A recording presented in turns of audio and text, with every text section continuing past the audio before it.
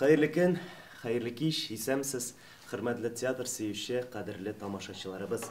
Без инде театр нурлары тапшыруның чираттагы чыгарылышын сезнең игътибарыгызга тәкъдим итәбез. Һәм без бүген сезнең белән бергәләп Татарстанның халык артисты, күп еллар Галиәскәр Камал исемендәге Татар дәүләт академия театрында эшләп, татар халкына хезмәт куйган легендар шәхесе дип әйтик, шулай бит, Наил апа.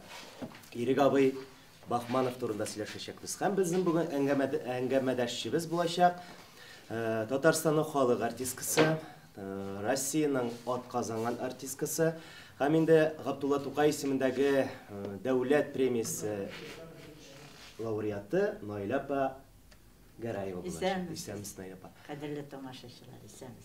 Наил апа, яңа еллар белән сезне беренчедән. Барыгызны да яңа ел белән. Киләчәктә бу елларда исән-имин генә яшәп, исән-имин генә яңадан яңа спектакльләр тудырырга насыйп булсын безгә бергәләп. Тамашачылар өчен үзебезнең спектакльләрне күрсәтик. Бүген Наил апа, менә Ирек абый Бахманов турында сөйләшә башлаганчы, Аның бүген туган көне, 6 январь.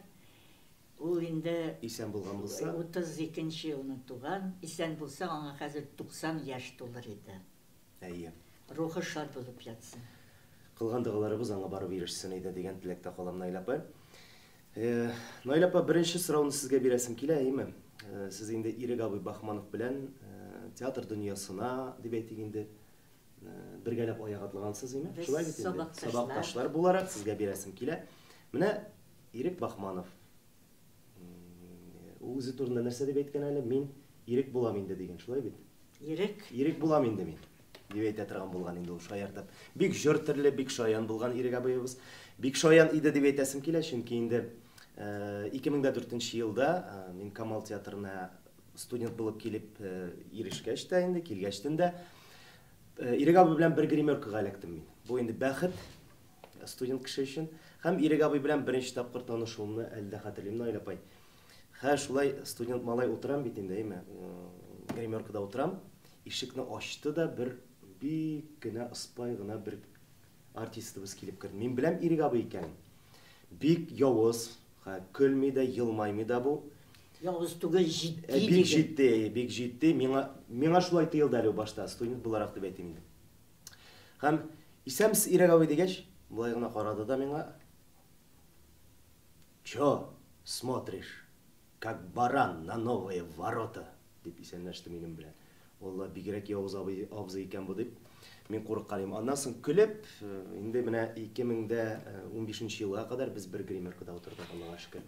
Син инде Ирек белән соңрак таныштың, ә мин аның белән 1957 елны Качалов театрында каршында оешкан театральный студияга бергәләп имтихан тоттык. Анда инде рус бүлеге дә бар иде, татар бүлеге дә бар иде. Менә анда инде ул Ирек аерылып торадыр. Ул инде җитеккән егет иде инде. Ул инде армияларда, флотта хезмәт, 3 ел буена хезмәт итеп, ondan соң инде ул бит Әлмәт якларыннан, шунда инде кайтып анда нефтчылар эшләренә эшләп, ondan соң инде менә шушы студияга керергә булды. Һәм менә мин аның белән анда таныштым. Ул инде төс биткә, ул буйга, ул инде аның шундый тавышына без барыбыз да шаккаткан идек. Гомумән ул бик моңлы кеше иде, Ирек. Ул бик әйбәт тавышы иде аның. Ул җырлый беләдер. Экзамен вакытында Фәхри Насретдинов бик игътибар иткән иде аның тавышына. Аның тембры, тенор тембры дигән иде. Шуннан да бик әйбәт баянда уйныйдыр. Фортепианода да уйныйдыр. Менә театрга килгәч, иң башта инде ул шул баян тотып, баянда җырлап җибәрәдер. Барыбызны да шундый куандырып нитеп. Нинди җыр җырлаган, иң яратып җырлаган җырларын белмисез икән инде. Шул заман булгандыр инде. Шул заман ул күбрәк шул үзе дә бик концертларга җырлыйдыр инде. Илһам Шакировның, Бегичевның җырларын җырлыйдыр инде. Менә Шуңа күрә, әлбәттә инде ул безнең укыган вакытта аерылып торадыр барсыннан да.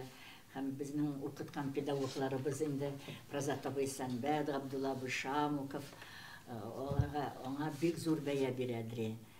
Менә мин инде гел үземнең үзекләремдә бергә уйнаганда, бигәндә, инде бию дәресләрендә гел ирек белән генә биедрим, ирек белән уйныйдырым.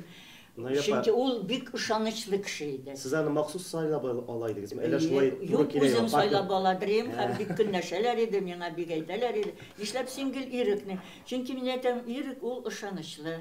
Мен әйтәм, ул талантлы, ул сәләтле, мен әйтәм. Мин аңа таянам, мен әйтәм. Мин аңардан көч алам, мен әйтәм. Шуңа күрә бер дә нитмәгез, мен әйтәм, көнләшмәгез дә, нитмәгез дә. Мен әйтәм, ирек ул үз урынында, мин үз урынымда калам барыбер менә. Шуннан соң да укып бетергәч, ул бер 2 ел Тинчурин театрында ул вакытта әле Күчмә театры иде эшләп алганнан соң инде 64-нче елларында инде 64-65 елларда безнең театрга килеп эшли башлады инде. Шактый еллар инде без аны белән 50 ел бергә иҗат иттек. Шуңа күрә ул минем сабакташым да, менә еллар үткәч сабакташлар бигрәк тә якын булалар. Менә ирек минем өчен бик якын кеше. Ул минем сабакташым, иҗатташым, ул минем дустым иде. Наил апа, менә безнең театрга дип әйттегез бит инде, килгәчтән беренче уйнаган рольләрен сез хәтерлисезме? Ниндирәк иде ул сәхнәдә менә? Менә сәхнәдә ул бик табигый иде. Һәм шул ук вакытта ул рольга кирип китеп, ул аның һәрбер фикерне сүз белән җиткерәдер. Һәм ул бер вакытта да теге тамашачыны көлдереп, тамашачыны кыланып, нитеп уйнамыдыр. Сүз мәгънәсе белән инде. Җитди уйныйдыр. Һәм менә Марсель Хакимович әйтәдер, ул бик ышанычлы кеше, ул бик талантлы, аның тавышы бик ул чын татар артисты, ул чын татар теле бик шәп иде аның. Марсель Хакимович әйтәдер, мин аны үземнең спектакльләрен алырга бик яратам. Һәм гомумән ул бик ышанычлы кеше, мин аның белән разведкага да барыр идем ди менә. Шуңа күрә гомумән бик күп аның спектакльләрендә уйнады инде ул. Наил апа, менә сез бит инде әйтеп киттегез, мен ничә ел шактый озак гомер 50 ел бергә уйнадык дип. Менә сезгә сәхнәдә күп туры килгән партнерлар булып уйнарга. Шул турыда әйтеп киттегез. Партнерлар дип гомумән аның белән спектакльдә бергә уйнау бик рәхәт иде. Менә әйтик, Зөбәйдә идем баласы, ул минем абыемны уйлыйдыр. Әйтик, ай тотылган төндә, Хуҗа Насретдиндә, Хушыгы спектаклендә бик без бергә уйныйдыр. Аннары инде менә иң әлбәттә халыкта истә калган аның роле инде Әлдермештән Әлмәндәр. Искәндәр роле. Гаҗәп, ул аны 30 ел буена ул спектакльдә уйнады. Һәм чынлап та кеше күңеленә шул спектакль белән, Искәндәр роле белән бигрәк тә кирип калды. Визитный карточкасы буларак кирип калды инде Наил апа. Аннары инде без аның белән 70 яшьлегендә бергә уздырдык. 80 яшьлекне дә, менә 80 яшьлегемдә без аның белән бергә бабайлар чуагында уйнадык. Менә ул минем бабаем иде инде. Шуңа күрә бик бабайларымның берсе иде. Бабайларымның берсе иде. Аның белән уйнаганда яшьлекне искә төшерәдер. Бергә уйнау бик рәхәт иде. Үзе әйтәдер, 80 сан бик куркыныч сан ул дип әйтәдер. Мен әйтәм, ничегрәк соң ирек? Менә яшибез бит. Кымылдыйбыз инде, кымылдыйбыз дип әйтәдер. Гомумән юморга бит ул бик бай иде, бик май иде. Гомумән артистка юмор бик кирәк әйбер. Каядыр ул уйнаганда да аның һәрбер ролендә каядыр шул юморы нитеп аңкып торадыр. Күзләреннән күренә иде аның, диме? Кай вакытта барыбер. Аны белән аралашу шундый күңелле иде. Бөтен авырлыклар, ничектер бөтенләй ниләр бетәдер. Ул үзе бик кешелекле иде, бик игътибарлы иде кешеләргә карата. Менә җәмгыять эшләрендә дә шактый эшләде ул. Совет заманында ул партсекретарь иде. Менә үзегез уйлап карагыз, ничә кешеләрнең язмышларын хәл итте ул. Менә чынлап та бик кешелекле, бик хөр күңелле, менә милли пәрвәр иде инде ул Ирек. Наил апа, менә шундый сорау бирәсем килә, менә китап карап утырам, әйме? Әйе. Менә монда Аның китап 13-нче елны үзе исән чакта чыкты. Ул бит дөньядан 15-нче елны китеп барды. Һәм менә анда һәрбер язган кешенең Ирекне шундый әйбәт итеп искә алалар. Шундый яратып, шундый әйбәт аның турында фикерләр һәрбер кешенең. Наил апа, менә хәзерге заман белән чагыштырганда, менә элегрәк дип әйтәм инде, эшли башлаган чорларда, сез эшләгән вакытларда, теге вакытларда, менә гастрольләргә чыккансыз. Ул вакытта бит инде бер атнага түгел, 10 көнгә түгел, анда бит айлар буенча чыгасың, әйме? Теге суточный түгел, суточный бирәләр, әйме, Наил апа? Ничек бирәләр иде, аңлатыгыз әле шул турыда. Ирек абый менә ул кешелеклелек ягыннан нинди ирек иде ул, менә ул андай авыр вакытларда гел булыша торган идеме? Бик булышадыр. Бүтән кешегә әйтәм бит инде, менә җәмгыять эшләрендә әйтәм бит инде, парт секретарь булып юкка гына сайламаганнар бит инде аны. Ул кеше язмышы өчен бик тә кайгыртадыр. Аның бик зур мөнәсәбәте, бик зур турылыклык, бик зур игътибар гаиләсенә иде инде, хатынына иде. Рәшидә ханымның шактый еллар буе сукыр булып яшәгәндә инде ул аны театрга шул килеш гел һәрбер спектакльгә, бер концертка алып киләдер. Ул минем янымда булырга тиеш, ул минем янымда утырырга тиеш дип.